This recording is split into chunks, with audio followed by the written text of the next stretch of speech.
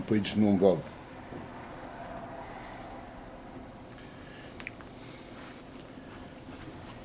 And we started to explain the principle that says in Zohar, Melech Law, that Melech Law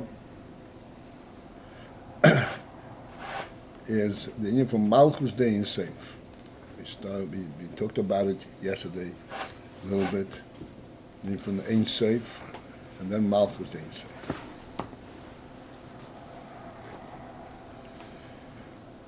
Veha-inyan hu. The Inyan in this, again as we pointed out yesterday, was it Malchus Day in Seif. Vehine klalus inyan helen v'gilui. You have to understand that overall, meaning the principle of the inyan of helen v'gilui. Helen means unobtrusive, unidentifiable, concealed.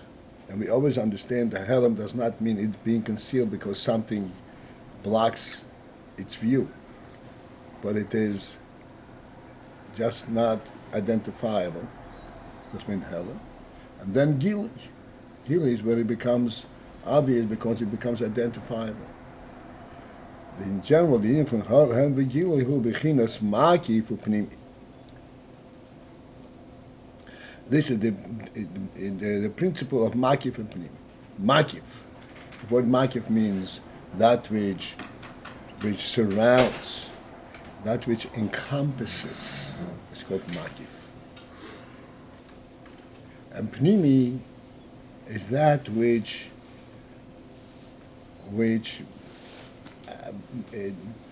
engages, actually engages. Pnimi means internalized. Makif means encompasses.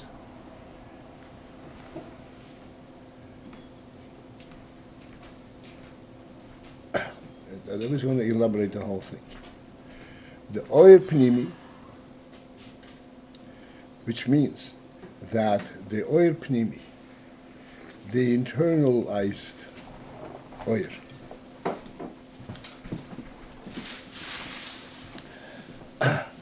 who it is sheba begilui. This is the oyer that comes begilui in full cognizance and recognition, in full expression, revealed itself. What does begilui mean? That it has the element that it can be mislabish in kelim, that it can actually be contained in kelim.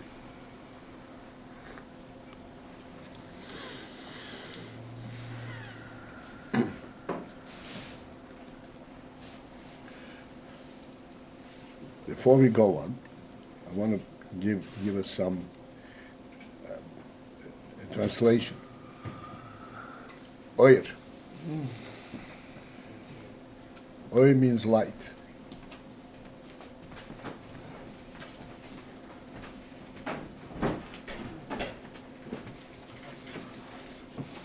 In our world, when we are talking about give me a piece of bread, are we giving him oil, or are we giving him an object?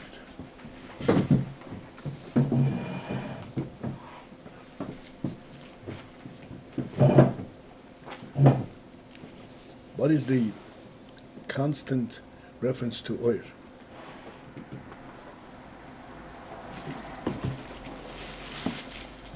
And then on top of it we say oil pnimi. Oil is an elusive entity. You can't touch it. You can grab it. You say, no, there is such thing as an oil pnimi. And its pnimi means that the bobi gilui, that it is fully identifiable. The beginning is slapshus beked. Slapshus beked means you can actually grasp it, and you have it in a keli. When we take water in a cup, we're saying we have oil of water in a cup and you have water.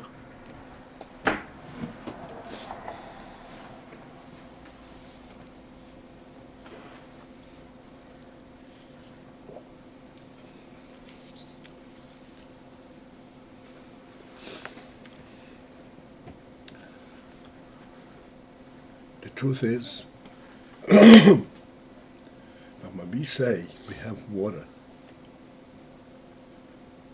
we are really misrepresenting the reality. Water is a non-entity. Water is a godly creation. It does not have a presence of its own. We lose sense. We lose the sense of that reality because we are only interested in the functional element of water. I'm thirsty, so I need water. I'm not really into water per se.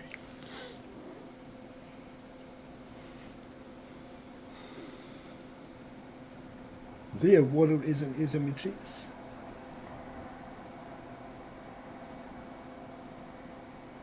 This is why when we drink water, we're required to make a bracha, to come back to reality. Hey, what is this water about?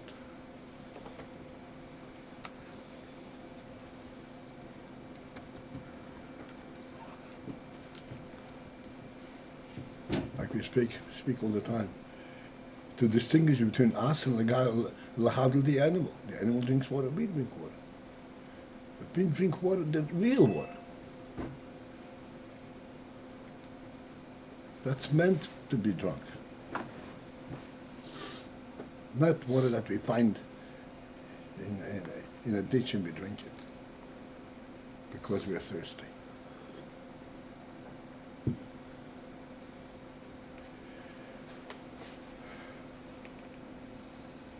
In simple terms, this means that anything worldly that is perceived to be contained within the world is lacking reality. Because world itself is not real. Like the Rambam says, we have to always remember, there's motzirishim mamtzi kol nimtza. And if you lose sight of motzirishim, so the kol nimtza is not a nimtza. What's meant it's not nimtza, it's there. It's there only functionally. You identify with it, but it's not for real.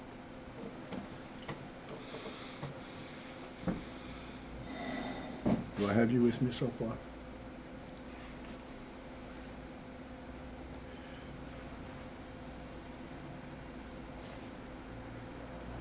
Therefore,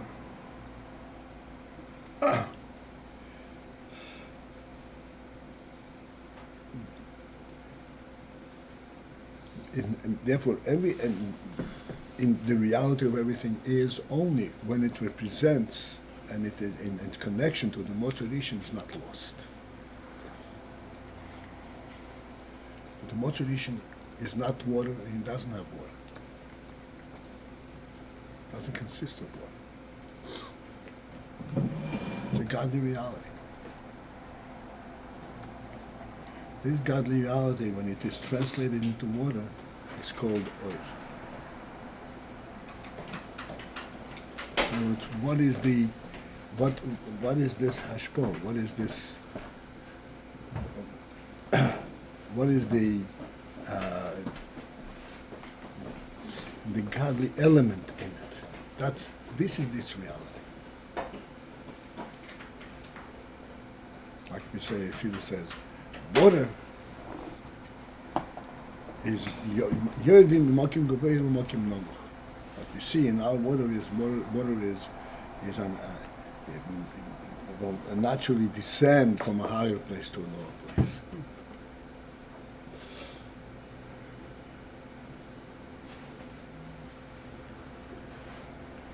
Clearly, there's a lot to speak about. All I wanted is that we should understand what we're going to go into this Inyan, pnimi, makif, oil pnimi, oil makif.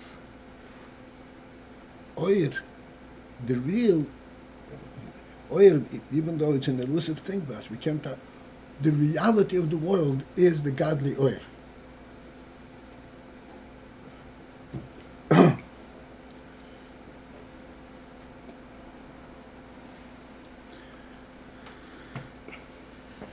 Taking an analogy from human experience, as we pointed out many times, that the human being is a real presence in the world.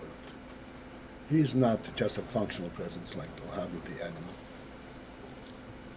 He has a real presence here, in the sense that the Rebbe gave him a right, a personal right to be in the world, to own the world. It's as if this world is his. He created it. It was created for him. That's the Mebish's creation.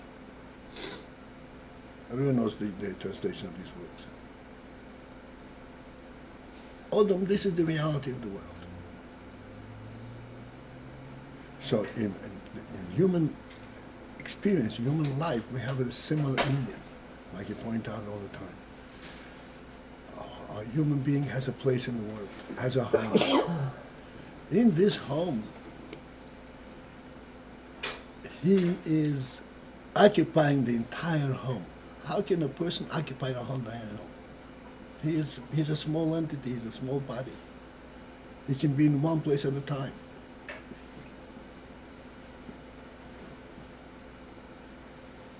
And yet we say, no, he is everywhere in his home. This is the domain that represents a human being. It will represent him, Odom she'ein lo bayis, ein lo Odom.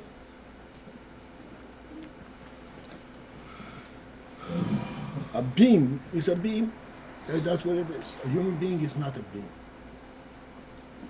A human being is a very immeasurable, a small entity in physical and immeasurable terms, but actually his oyer, his reality is occupies an entire home.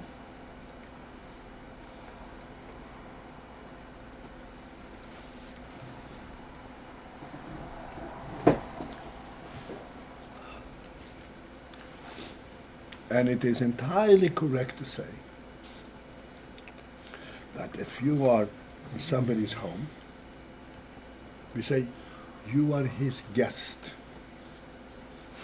which means you are there by his grace, and whatever you treat on his in his domain. And should you lose sense where you are, you would feel uncomfortable and you would be intruding.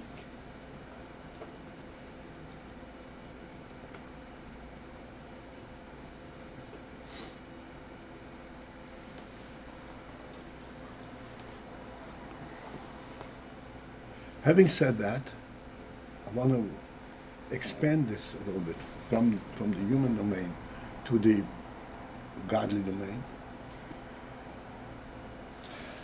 and say very simply this, and this is something which we are all fully aware of, but we never pay attention to.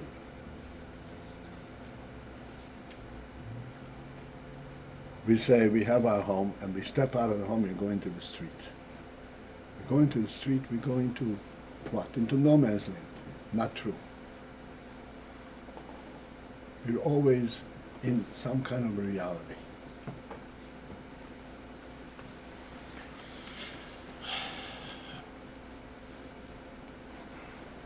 There is no nothingness. We will not tolerate nothingness.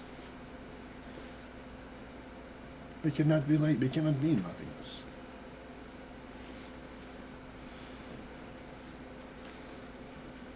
There's a godly reality. But, yes, a godly reality. This is called oyer. This is the godly domain. It's a reality. Here's someplace. Not place in terms of measurement, of ground measurements, but a domain. In reality, I would say, mokim po. Mokim means provision. a place for.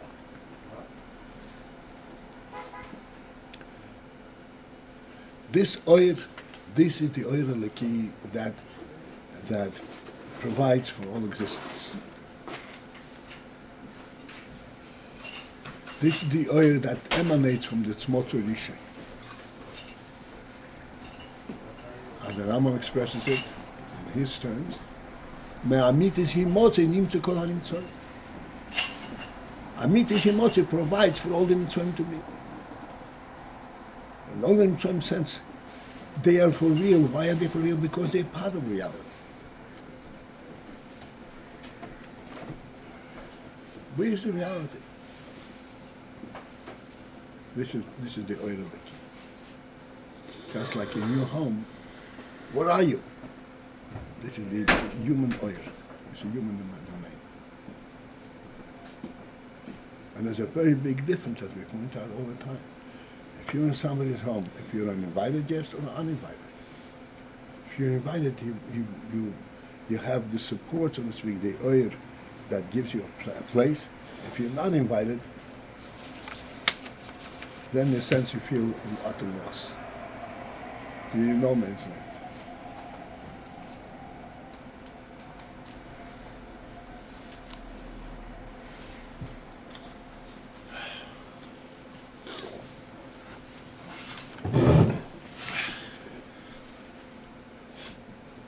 This oil eliki comes in two levels, two levels.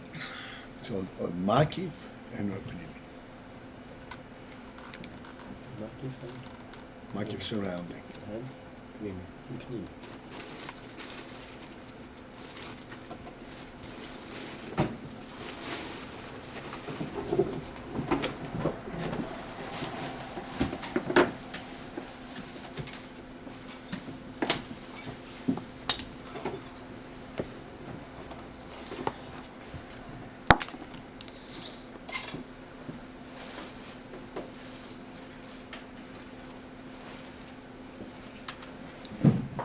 Again, to give us a little bit of a very simplified handle.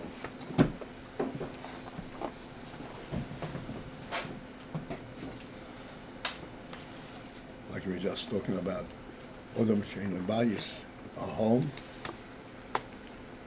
and in this home you have a table and chairs, and you sit in this home.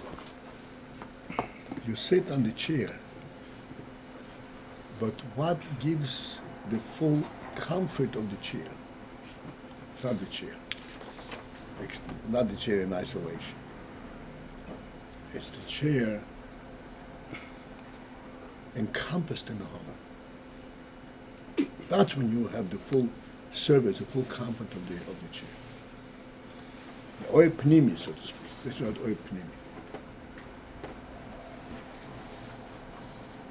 Let's put it in terms that we said. The world is a welcoming place for the person because it was created for the person. And when you sit on the chair, oh, yeah, I'm relaxed. No. When I feel the welcoming element of the chair, when there is a makif in the context in which it is placed. Which means that the oil pnimi is a derivative of the oil makif.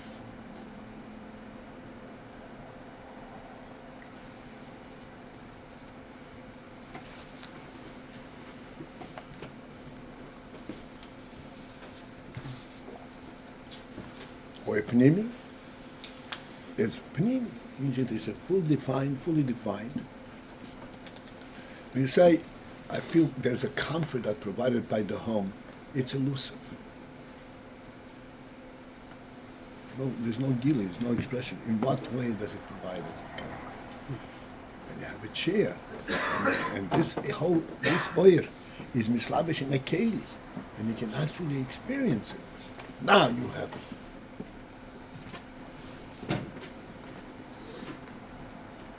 This is the oil makif and pnimi.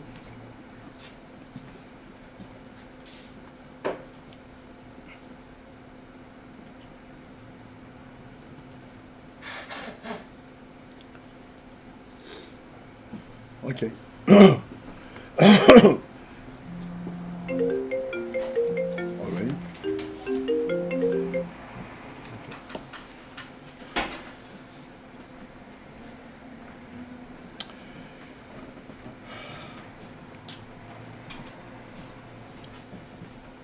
says, Klolos inyan helam agilu becomes makif for pnimi. So this gives us, a little elaboration gives us a sense how makif is in from helam agilu. Makif is not a non-entity. It is a real presence, but its presence is behelam. Pnimi is when that presence becomes begila, becomes a definable presence. Why is it called internal? Why is it called internal? Because it's mislabish into That's essentially what it is, because it's mislabish in a keli. Internal, from a human perspective, is that you are relating to it, you yourself are relating to it also through your keli. You have a hand and you have a foot. You have your action, either you sit or you stand. In makif, there's no difference.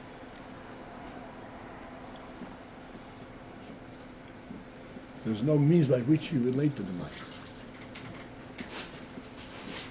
Pnimi, there is a means, a definitive means how you relate to it.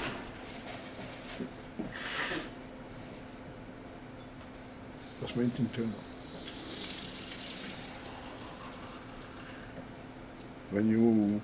If you were to, suppose that when you were to teach somebody what is a home, so bring him into a home. Okay, that's a home. No, wait a second. Now you have to know how to use the home.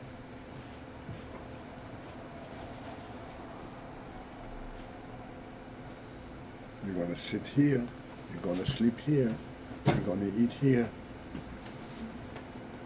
This is all derivatives of the union of being a home.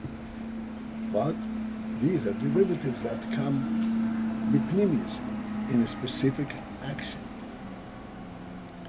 You can actually identify with it and understand their functionality,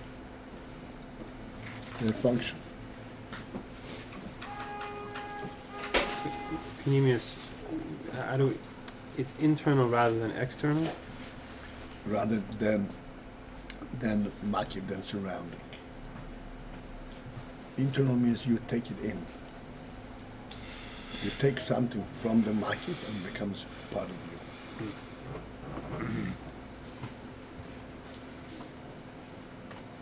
Makif remains in the makif. It's internal to your level, to your... Right.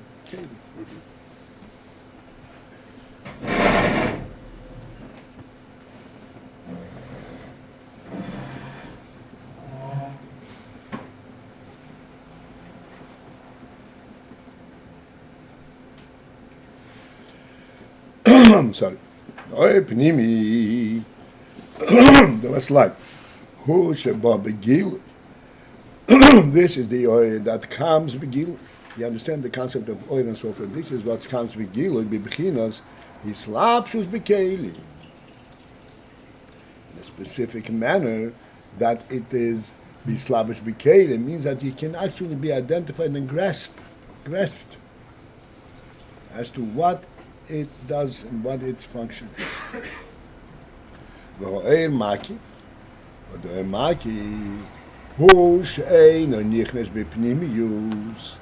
that is what is not entered, can be contained in the pnimius internally.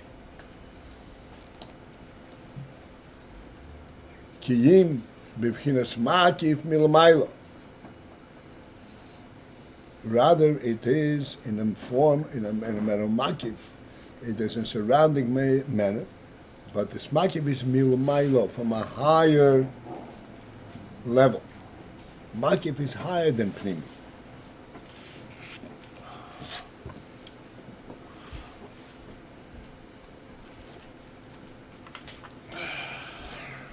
Meaning, it is closer to the reality itself. And and this is makif milmailo. Hareihu b'bchinas helam. That makif, it says makif milmailo. It's not nichus pnimis. That is in the state. That is what defined as helam. That's when we started saying the helam b'gilui is the union from makif pnimis.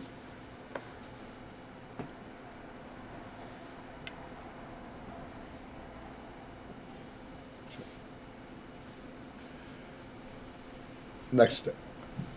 Varezeh, and this makif, which is makif milmailo, we call it helem. But however, this is bechinas helem hashayach el hapnimi. This is the kind of helem, that aspect of helem, hashayach el hapnimi, that relates to the pnimi, that belongs with the pnimi, in a sense. Which means the makif hareihu mokor hapnimi, where the makif is actually mokor hapnimi, is the very source for the pnimi. Even though this is a makif.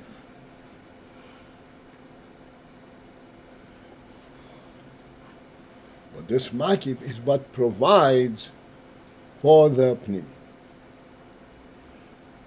In our moshel, this is going to be discussed here. In our moshel, like we said, a home is not merely to protect us against the elements, to be protected against the wind and the cold and the rain. A home is a human domain, where the human being is defined as a human being is in the home.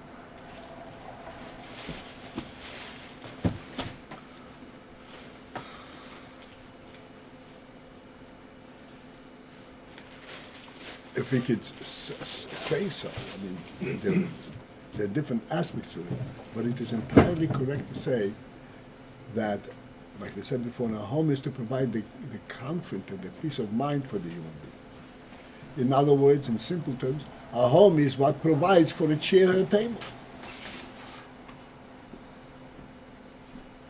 and for a bed. Even though the home is on a higher level. But ultimately, that higher level translates in a pnimi way in a chair and a table.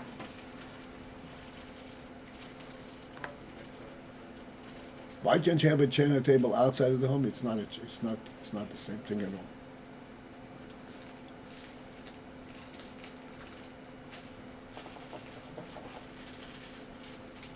You don't have the makif, you don't have the real thing.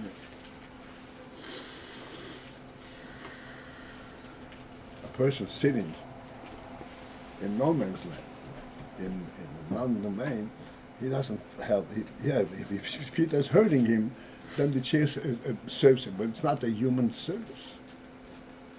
It's not a human experience. Just like the home is not to protect against the rain. There's a makif reality comes along with the chair.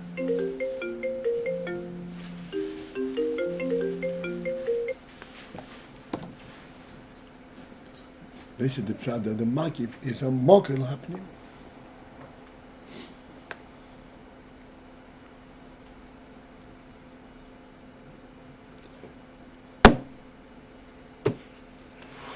This is it for this morning. We started on time, Baruch Hashem. Many happy returns.